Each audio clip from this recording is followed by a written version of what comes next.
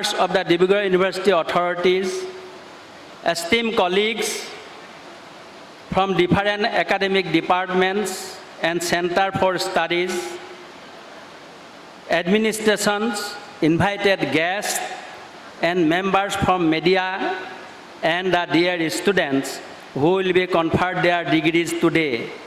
Good morning and welcome.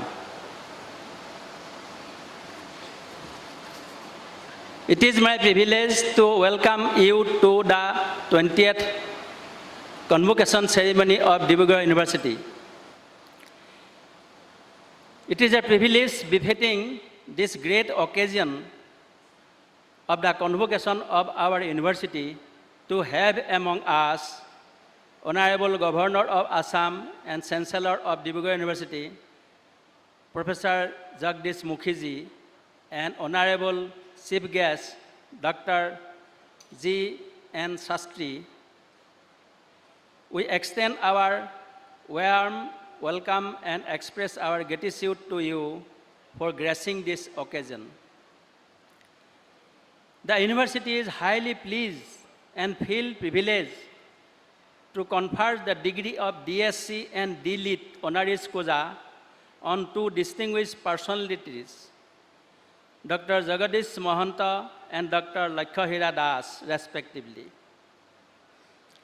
Dr. Jagadish Mahanta is renowned as a noted scientist in medical research and for his continuous service in the field of tropical parasitology, malaria, and other communicable diseases in northeastern region. Dr. Lakshahira Das is a versatile, multifaceted singer, poet, lyricist, writer, and academician of Assam. With her excellency, she is a living legend for the glory she has brought to the state and the Northeast region. Convocation confers degree to the student is one of the most auspicious occasions for any university. The very purpose of the institution of higher learning is to enable and empower the students with education so that they can harness their true individual potentialities by becoming successful in their chosen area of interest and at the same time collectively contribute for the making of more democratic society. Dibrugarh University was established in 1965 through the Dibrugarh University Act 1965 passed by the Assam Legislative Assembly. This second University of Assam was established in Dibrugarh to cater to the need of aspiration of the people of Upper Assam to ensure accessible and excellent higher education.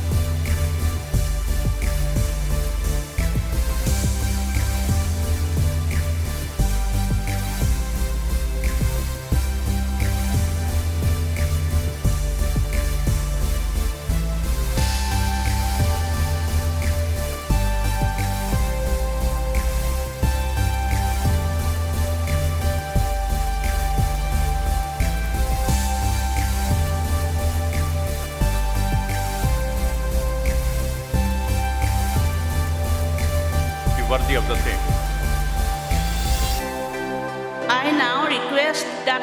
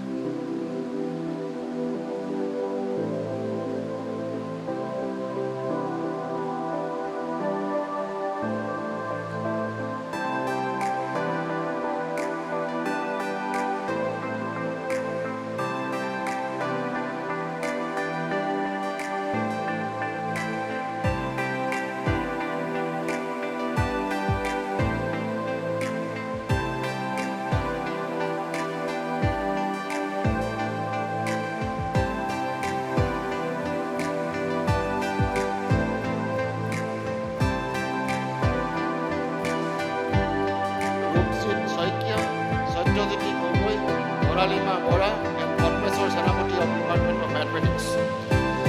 Anupam Sharma, Arpita Rao.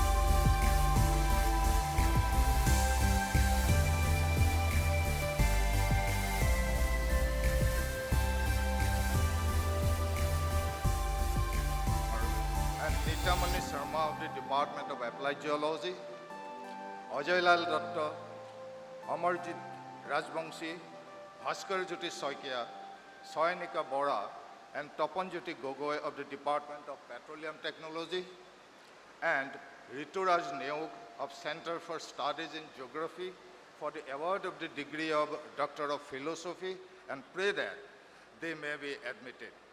I urge upon to the degree of Doctor of Philosophy and charge you to be worthy of the same.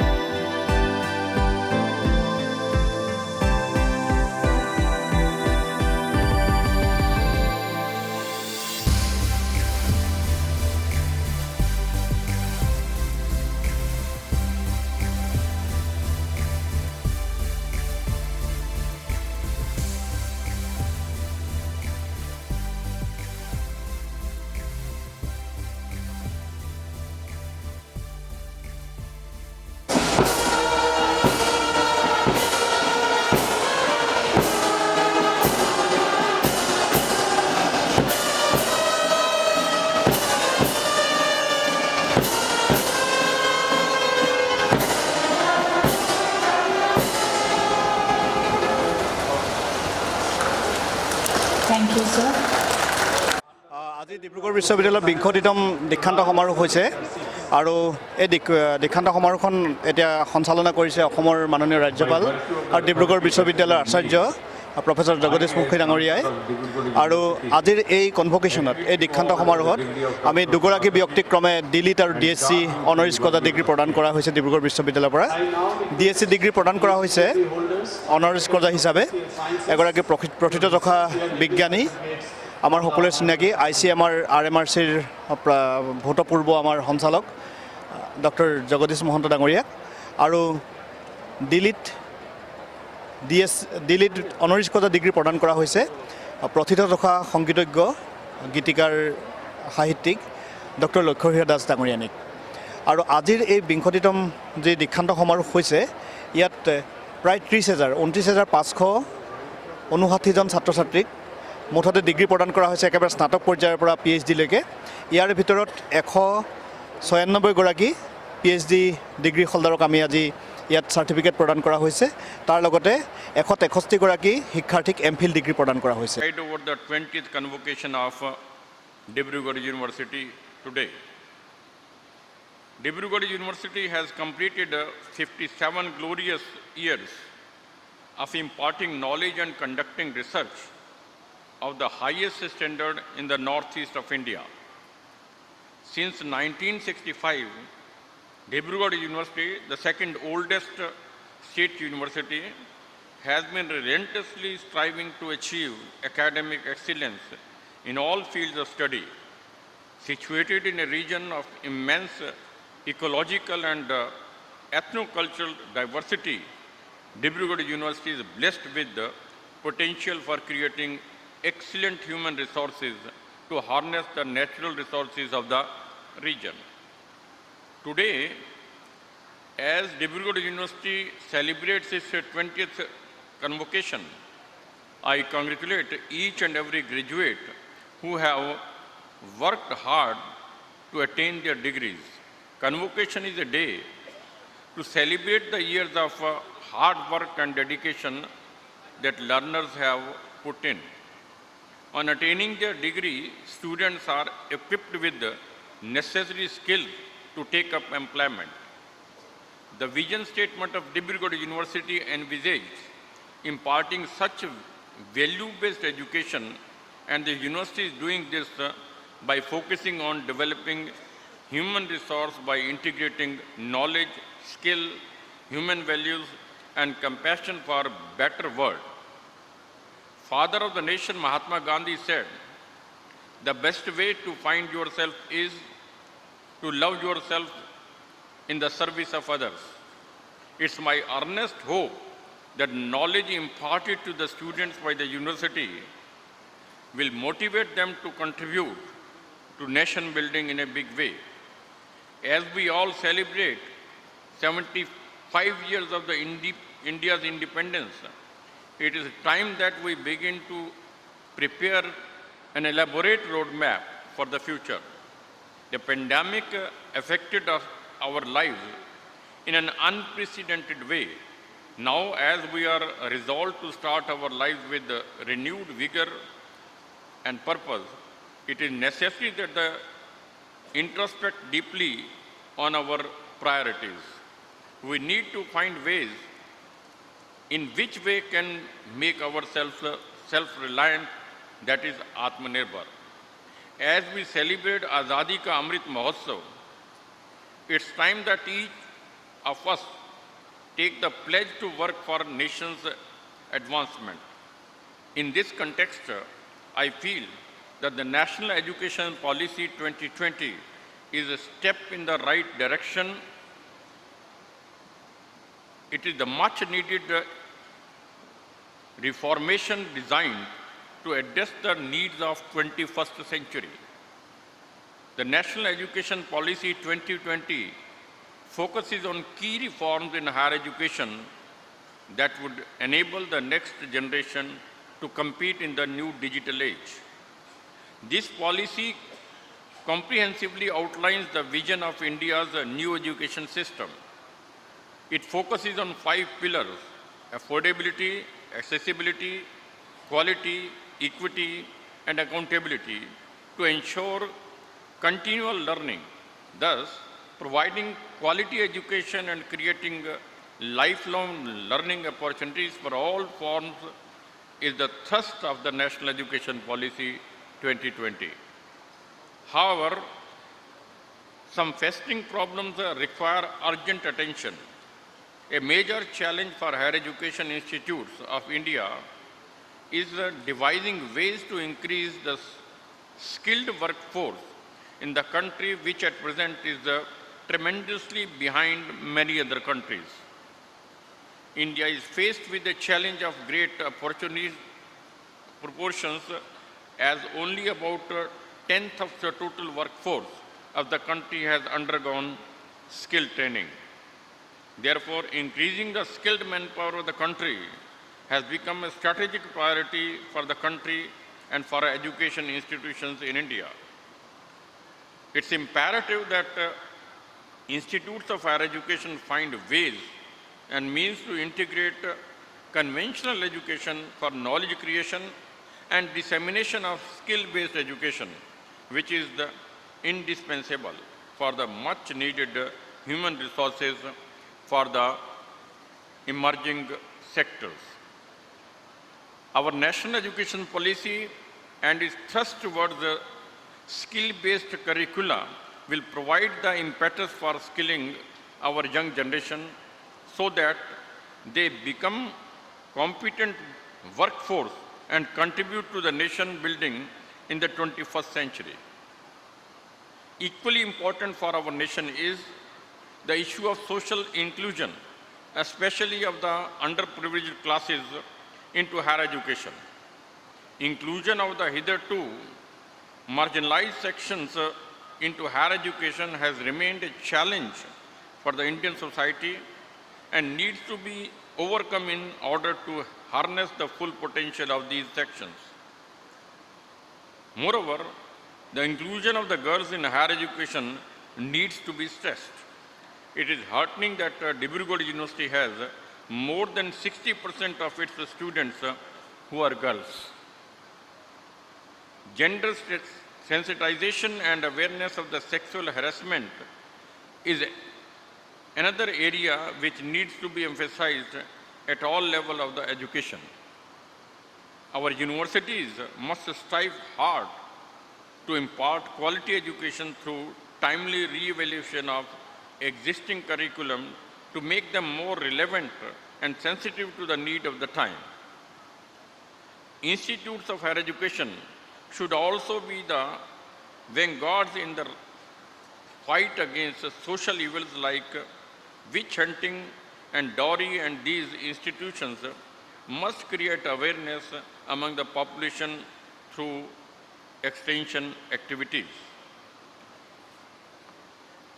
Our universities are centers of knowledge, and they have the potential to emerge as educational centers which are second to none. It is the fact that in America, 30% of the scientists in NASA are our Indian university products. We are proud of this. Universities should not only be the centers of knowledge, but also to be the center of development. Our graduates should be the nodal agents of development and creators of wealth. India has abundant natural resources.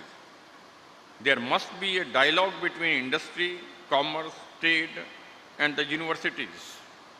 Even in this regard, the national education policy's objective to effect collaborative engagements between industry and academia will bolster scientific and technological innovations. Our Honorable Prime Minister Shri Narendra Modi ji's strategic implementation of the Act East policy has to be translated into action, and it should be on the agenda of our universities as well. I think Dibrugarh University can play an important role in this regard. Society, security of our motherland should be our utmost concern. Northeast India has international borders, and we have to develop friendly relations with our neighboring countries like China, Myanmar, Bangladesh, Bhutan, etc., to ensure stability, peace, and progress in the geopolitical context.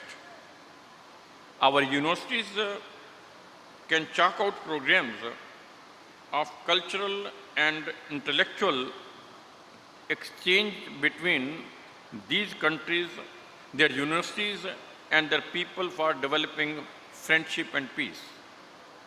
Institutes of higher education are also responsible for maintaining and promoting environmental security. Respect for the environment should be inculcated in students, as it is the environment on which we are dependent for everything. We need to nurture and respect the sheer generosity of the nature and emphasize sustainable development. Being a global citizen does not mean one must be disrespectful to his own rich heritage. Respect for local languages and their promotion should be yet another aspect of the university teaching, as the extinction of the languages implies extinction of life experiences and learning of thousands of the years which are codified through languages. Making our own languages vibrant and functional remains one of the greatest challenges of education in our university today. Here again, the national education policy's emphasis on regional language in the formative years of the student's life will go a long way in instilling pride in one's mother tongue. I appreciate the decision of Dibrugarh University to open courses in Bodo, Missing, Deori, among other indigenous languages. Lastly, I wish the students very best in their future endeavors, and I hope that you continue in your quest to acquire knowledge throughout your lives and use the knowledge you acquire to serve your fellow beings and your society. Here I would like to end with another quotation of Mahatma Gandhi ji. He says, "Be the change you want to see in the world. So I say to you all, lead the world, be the change, and make Assam and India proud." It is the youth on which the nation depends, and it is your skill and wisdom which have been India's greatest strength. In this auspicious years, long celebration of 75 years of our Azadi, let's pledge our deepest resolve to abide by the values enshrined in our Constitution. Hope the new generation serves the society both globally and locally and become a powerful force for vocal, for local. I once again congratulate you all.